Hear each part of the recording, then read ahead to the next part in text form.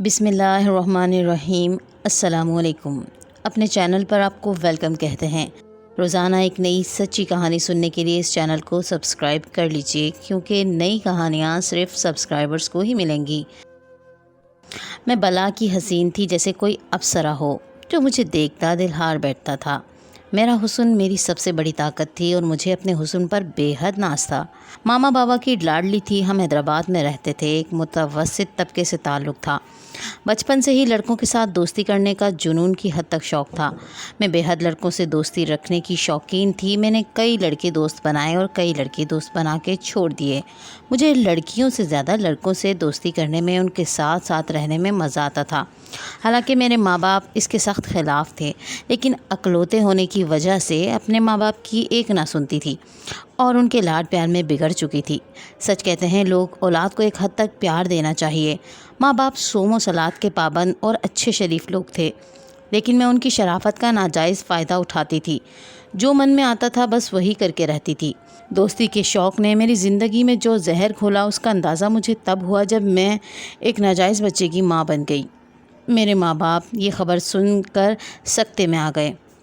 اللہ اللہ کر کے 9 مہینے گزرے اور میری ڈیلیوری کا وقت آ گیا۔ یہ میرے درد کی کہانی ہے، جسے سن کر آپ کو رونا آ جائے گا۔ مجھے ہاسپٹل لے جایا گیا۔ آج میں ماں بننے والی تھی۔ میں نے ماں سے رو رو کر کہا کہ خدا کے لیے مجھے میرے بچے کی جھلک ضرور دکھائے گا۔ اماں بولی تم اس بات سے بے فکر رہو، پریشان نہ ہو۔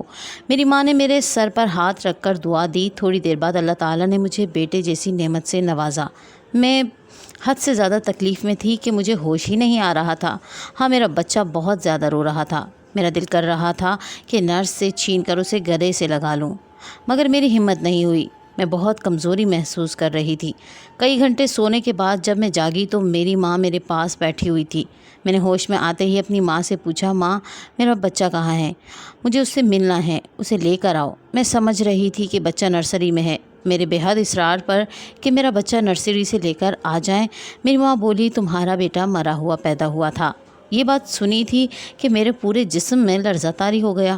میں بہت روئی، چیخی اور چلائی کہ ماں ایسا کیسے ہو سکتا ہے؟ وہ تو زندہ تھا، میں نے خود اس کے روتے ہوئے سنا تھا۔ تو ماں نے جھوٹ بولا اور کہا وہ تمہارا نہیں، برابر والی روم میں پیدا ہونے والے بچے کی رونے کی آواز تھی۔ ماں بھی رونے لگ گئی۔ میری برداشت سے باہر ہو گیا تھا۔ میں چلائی اور بولی کہ آپ جھوٹ بول رہی ہیں، ایسا نہیں ہو سکتا۔ آپ لوگوں نے میرے بچے کے ساتھ کچھ غلط کیا ہے، اسے مار دیا ہے۔ لیکن ماں مجھے کسی بات کا جواب نہیں دیتی تھی اور رو رہی تھی۔ اسی چیخو پکار میں اچانک ایک ڈاکٹر آئی اور مجھے سختی سے کہہ کر گئی کہ یہ ہسپتال ہے، اتنی تیز چلانا رونا منع ہے۔ ان کی بات سن کر میں خاموش ہو گئی۔ مجھے صبر نہیں آ رہا تھا۔ میرا دم گھٹ رہا تھا۔ مجھے لگ رہا تھا جیسے میں ابھی مر جاؤں گی۔ رو رو کر میں اتنی تھک گئی کہ میں دوبارہ بے ہوش ہو گئی۔ مجھ سے صدمہ برداشت نہیں ہو رہا تھا۔ ہر ماں اپنی اولاد سے بے حد بے پناہ محبت کرتی ہے، پھر وہ بچہ چاہے حلال ہو یا حرام۔ اچانک رات کے 4 بجے میری آنکھ کھلی تو اماں سو رہی تھیں۔ میں اٹھی اور نرسری میں جا کر اپنے بچے کو ڈھونڈنے لگی، مگر نرس نے مجھے زبردستی نرسری سے نکال دیا۔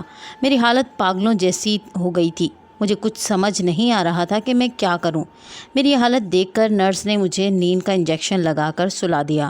گھنٹے سونے کے بعد میں بے حد مشکلوں سے اٹھی۔ لڑکھڑاتے ہوئے قدموں سے، ڈوبے ہوئے دل سے میں پھر اپنے بچے کی تلاش میں نکلی تو ہماری چھٹی ہو چکی تھی۔ ابا اماں اب مجھے پکڑ کر گھر لے آئے۔ بہت مشکل سے انہوں نے مجھے اٹھایا، کار میں بٹھایا۔ میں کسی طرح بھی بیٹھنے کے لیے راضی نہ تھی۔ دل میں یہی بات تھی کہ میرا بیٹا نرسری میں ہے۔ ایک رات میں سو رہی تھی تو میری آنکھ کھلی۔ میرا حلق پیاس کی وجہ سے سوکھ رہا تھا۔ میں پانی پینے کے لیے کچن میں گئی۔ کچن سے باہر نکلی تو امی ابو کے کمرے کے سامنے سے میرا گزر ہوا۔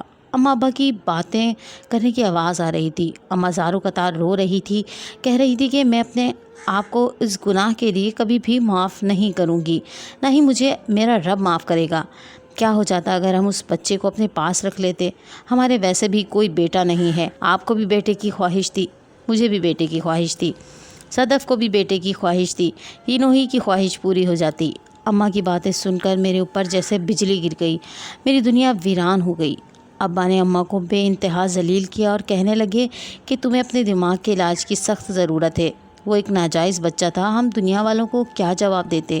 ابا کی اس بات نے مجھے اندر سے توڑ کر رکھ دیا۔ مجھے چکر آنے لگ گئے، مجھے اپنے ماں باپ سے نفرت ہو رہی تھی۔ ایسا لگ رہا تھا جیسے میرے ماں باپ نے مجھ سے کبھی محنت ہی نہیں کی۔ جب انہوں نے میرے جگر کا ٹکڑا مار ڈالا، میں وہاں سے باہر نکل گئی اور نہ جانے کس طرف ننگے سر ننگے پیر چلنے لگی۔ میری دنیا تو جیسے ویران ہی ہو گئی تھی۔ مجھے سمجھ نہیں آ رہا تھا کہ ایک ماں اور اب باپ اپنی اکلوتی اولاد کو اتنا بڑا دکھ کیسے دے سکتے ہیں۔ کان میں امی ابو کی باتوں کی آوازیں گونج رہی تھیں اور ساتھ ساتھ میرے بیٹے کے رونے کی آواز بھی۔ ان آوازوں کے علاوہ میں کوئی آواز محسوس نہیں کر رہی تھی۔ انہی سوچوں میں گم چلی جا رہی تھی کہ اچانک ایک تیزی سے آتی ہوئی کار سے میرا ایکسیڈنٹ ہو گیا۔ اس کے بعد کیا ہوا مجھے کچھ ہوش نہیں رہا۔ کئی دنوں کے بعد جب میری آنکھ کھلی تو میں نے خود کو ایک کمرے میں پایا۔ میں نے تھوڑی سی آنکھیں کھول کر ارد گرد دیکھا تو وہ ایک بہت بڑا روم تھا۔ مجھے شدید قسم کے چکر آ رہے تھے، لیکن میں یہ سوچ کر اٹھ بیٹھی کہ نہ جانے میں کہاں گئی ہوں، یہ کس کا گھر ہے، مجھے کون یہاں لے کر آیا ہے۔ اٹھ کر کمرے سے باہر نکلی تو مجھے نوکرانی نے ایک پرچی دی۔ اس پرچی پر لکھا ہوا تھا کہ میں نہیں جانتا آپ کون ہیں، لیکن اس روز میری گاڑی سے آپ کا ایکسیڈنٹ ہو گیا تھا۔ میں نے گاڑی روکی اور اتر کر آپ کے پاس آیا تو آپ کو بہت زیادہ چوٹیں آئی تھیں۔ آپ کے پاس کوئی عطا پتہ نہیں تھا۔ میں اپنی غلطیوں کے لیے آپ سے معذرت چاہتا ہوں۔ میں بہت ضروری کام سے شہر سے باہر جا رہا ہوں۔ اگر آپ کو کسی بھی چیز کی ضرورت ہو تو فریج میں موجود ہے اور یہ ملازمہ آپ کا ہر طرح سے خیال رکھے گی۔ اگر آپ چاہیں تو میرے آنے تک یہاں رک سکتی ہیں اور اگر آپ جانا چاہیں تو گھر کی جا سکتی ہیں۔ یہ سن کر میرے دل میں بہت مطمئن اور سکون ہوا، کیونکہ کیسا شخص تھا جس نے مجھے ذرا نقصان نہیں پہنچایا۔ میں نے اس خیال کو جھٹک دیا اور اس پرچی کو ڈسٹ بن میں پھینک دیا۔ دوبارہ کمرے میں آ کر بیڈ پر لیٹ گئی جہاں میرے دل میں بہت عجیب خیال آ رہے تھے۔ وہاں یہ بھی خیال آیا تھا کہ میں اس شخص سے ملے بغیر نہیں جا سکتی، کیونکہ اس نے میری جان بچائی تھی۔ میرا ایکسیڈنٹ بہت زبردست قسم کا ہوا تھا، کافی زیادہ چوٹیں لگی تھی، مجھے بہت تکلیف ہو رہی تھی، میں ابھی باہر کہیں نہیں جا سکتی تھی اور سر میں اور پیر میں کافی چوٹیں آئی تھیں۔ وقت گزر گیا تھا، کئی بار جانا چاہتی تھی، لیکن مجھے لگا کہ شاید اب یہی میرے لیے سکون کا ٹھکانہ ہے جہاں میں محفوظ ہوں۔ ایک دن صبح سو کر اٹھی تو مجھے محسوس ہوا کہ باہر سے کوئی آواز آ رہی ہے۔ جیسے ہی میں نے کمرے کا دروازہ کھولا باہر دیکھا تو وہی شخص آیا ہوا تھا جس کی وجہ سے میں یہاں تک پہنچی تھی۔ جیسے ہی میں نے اس کو دیکھا وہ ایک خوبصورت خوبرو لمبا چوڑا نوجوان تھا۔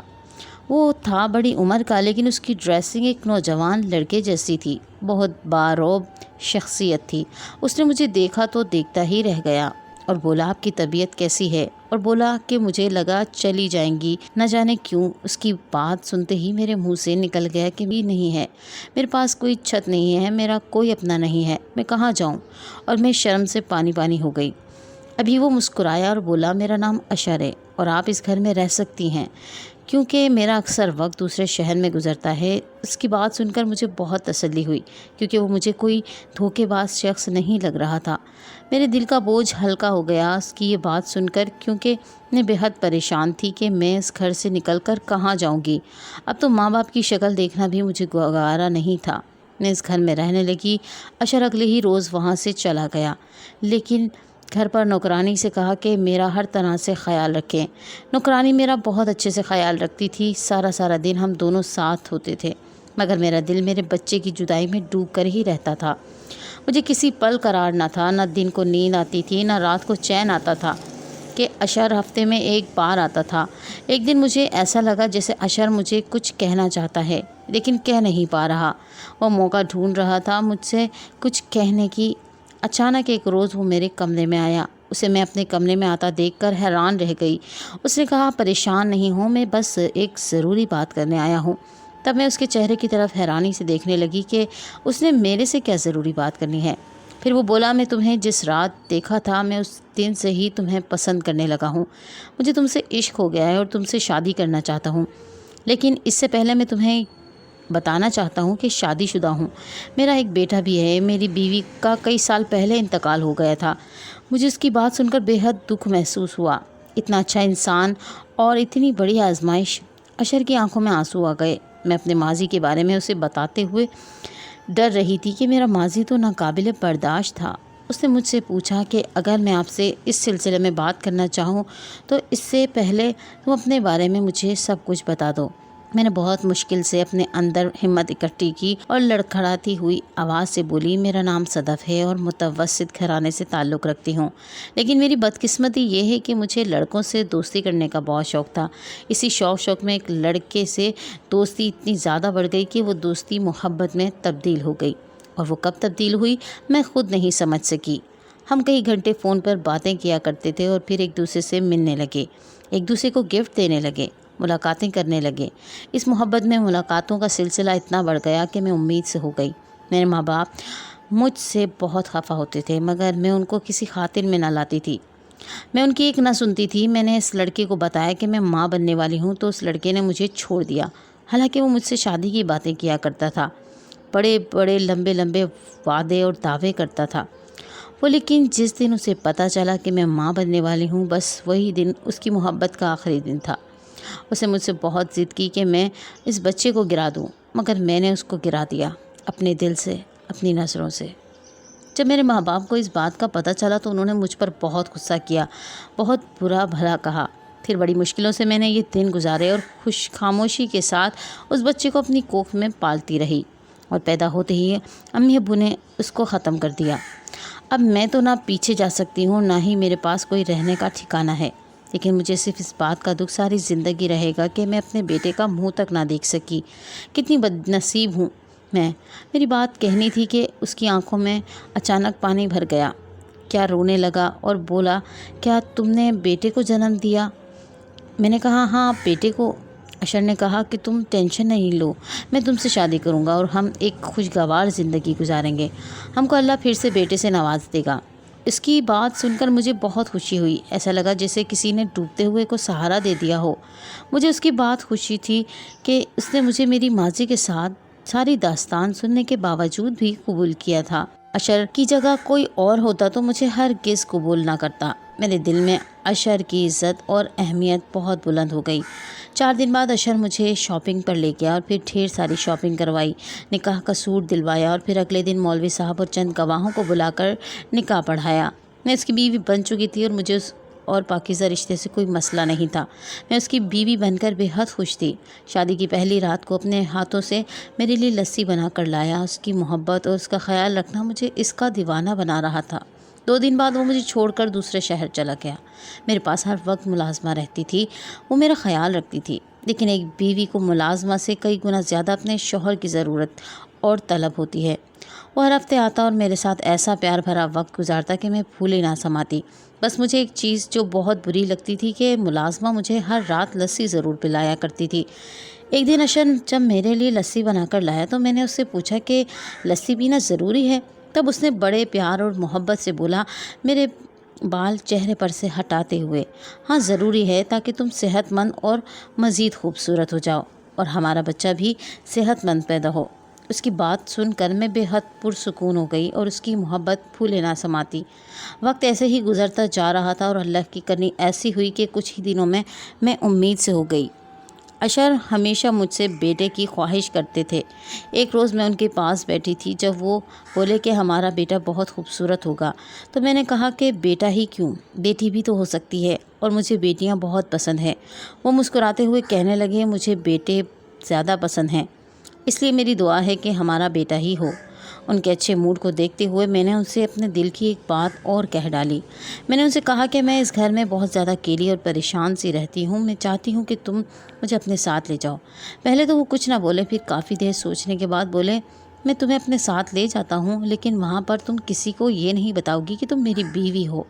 میں حیران رہ گئی کہ میں یہ بات کیسے چھپا سکتی ہوں۔ انہوں نے مجھے دیکھتے ہوئے کہا اور اپنے دونوں ہاتھوں سے میرا ہاتھ پکڑتے ہوئے بولا کہ ابھی ہم کسی کو نہیں بتائیں گے کہ ہمارا رشتہ کیا ہے، لیکن کچھ ٹائم لگے گا اور میں یہ سب کو بتا دوں گا۔ میں خوش ہو گئی، میری آنکھوں میں آنسو آ گئے۔ میرے لیے یہی کافی تھا کہ میں ان کے ساتھ ان کے گھر جا رہی ہوں۔ میں نے پیکنگ کرنا شروع کر دی۔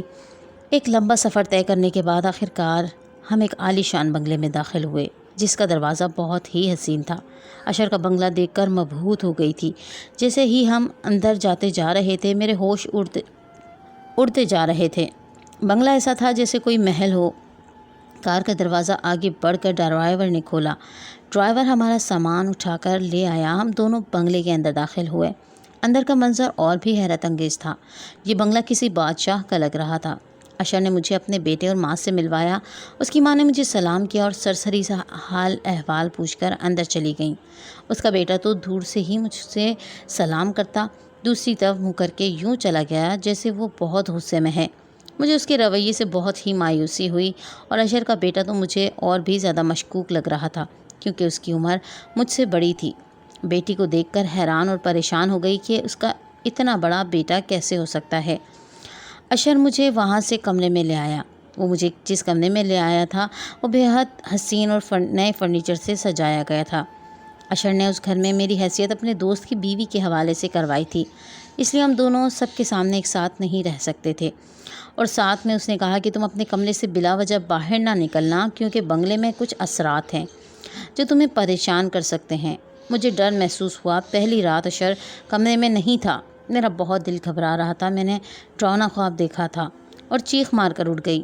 میں نے فوراً شوہر کو فون کیا۔ وہ فوراً میرے کمرے میں آ گیا۔ میں بہت زیادہ ڈر گئی تھی۔ اس نے مجھے بہت تسلی دی اور نوکرانی سے لسی کا گلاس منگایا اور اس نے مجھے اپنے ہاتھ سے لسی کا گلاس پلا دیا۔ دل کو محسوس ہو رہا تھا کہ اس گھر میں ایسا کیا ہے جو مجھے خوف محسوس ہو رہا تھا۔ اشر کا بیٹا مجھے بہت غصے سے دیکھتا تھا۔ میں نے ایک دو بار اس سے بات کرنا چاہا لیکن اس نے مجھے کوئی جواب نہیں دیا۔ شاید وہ اشر سے ناراض تھا۔ ایک دن میں اشر کی اجازت سے لان میں گئی تو مجھے وہاں سسکیوں کی آواز آ رہی تھی۔ میں ڈر کر اپنے کمرے میں آ گئی۔ میں نے اشر کو کچھ نہیں بتایا۔ ایک دن جب میں تنہا کھڑکی سے باہر جھانک رہی تھی جو کہ لان کی طرف کھلتی تھی، وہاں سے پھر سے سسکیوں کی آواز آ رہی تھی۔ اب میں بہت ڈر گئی تھی۔ میں سمجھ گئی تھی کہ دال میں ضرور کچھ نہ کچھ کالا ہے۔ مجھے آوازوں تک پہنچنا ہے ہر حال میں، مگر کیسے یہ میرے کچھ سمجھ نہیں آ رہا تھا۔ تو میں نے سوچا کہ کیوں نہ اشر کے بیٹے سے یہ بات پوچھی جائے۔ کیوں اشر سے یہ بات میں کئی بار کر چکی تھی، وہ اس بارے میں کچھ نہیں بتاتے تھے مجھے اور مجھ سے کہتے تھے کہ خاموشی سے اس گھر میں رہو، اگر رہنا ہے تو ادھر ادھر کی باتوں پر دھیان نہ دو، یہاں پر جنات کا سایہ ہے اس لیے تمہیں سسکیوں کی آواز آتی ہے۔ نہیں، میں یہ جان گئی تھی یہ آواز جنات کی نہیں ہے بلکہ انسانوں کی ہے۔ اس نے میری بات کاٹتے ہوئے کہا کہ تم مجھے پانی پلاؤ۔ میں جیسے ہی اشر کے لیے پانی لینے کمرے سے باہر نکلی تو اشر کا بیٹا کمرے کے باہر کھڑا تھا جو میری باتیں سن رہا تھا۔ مجھے اس پر بے حد غصہ آیا۔ وہ کیسے ہماری باتیں چھپ کر سن رہا تھا۔ جب اشر چلا گیا تو میں نے اس سے پوچھا کہ آپ کو شرم نہیں آتی ہماری چھپ کر باتیں سننے میں؟ تو اس نے بتایا کہ میں اشر کا بیٹا نہیں ہوں، میں اس کا ماموں کا بیٹا ہوں اور یہ ساری جائیداد میرے باپ کی ہے۔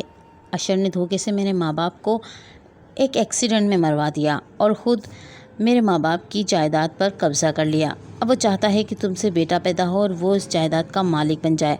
روز رات کو جو لسی پلائی جاتی ہے اس میں نیند کی گولیاں ہوتی ہیں۔ روز رات کو لان میں بنے تہ خانے میں جاتا ہے جہاں پر اس نے بہت ساری لڑکیاں قید کر رکھی ہیں جنہیں یہ باہر ملک اسمگل کرتا ہے۔ مجھے ناصر کی باتوں پر یقین نہیں آیا اور میں اسے بے یقینی کی کیفیت میں دیکھنے لگی۔ اس نے کہا ٹھیک ہے، اگر آپ کو یقین نہیں آتا تو آج رات لسی پی کر نہ دیکھیں اور اشر کا رات کو پیچھا کریں۔ میں نے ایسا ہی کیا۔ میں نے رات کو لسی نہیں پی بلکہ نوکرانی سے کہا کہ لسی ٹیبل پر رکھ دو، میں پی لوں گی۔ میں نے وہ لسی پینے کے بجائے پھینک دی۔ اب رات کے 4 بجے جب سب سو چکے تھے، بنگلے میں کسی کے چلنے کی آواز سنائی دی۔ میں نے بہت آہستہ سے دروازہ کھولا اور لان کی طرف بڑھی۔ میری آنکھیں پھٹی کی پھٹی رہ گئیں یہ منظر دیکھ کر۔ مجھے لگا ناصر جھوٹ بول رہا تھا مگر اشر واقعی لان میں زمین کے نیچے بنے ایک تہ خانے میں جا رہا تھا۔ وہاں پر بہت ساری لڑکیاں تھیں جو رو رہی تھیں اور کہہ رہی تھیں کہ ہمیں آزاد کر دو۔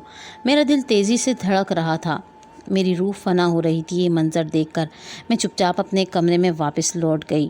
اگلے دن میں نے طبیعت خراب ہونے کا بہانہ کیا لیکن اشر بہت بہانے بنا رہا تھا، ڈاکٹر کے لے کر نہیں جا رہا تھا۔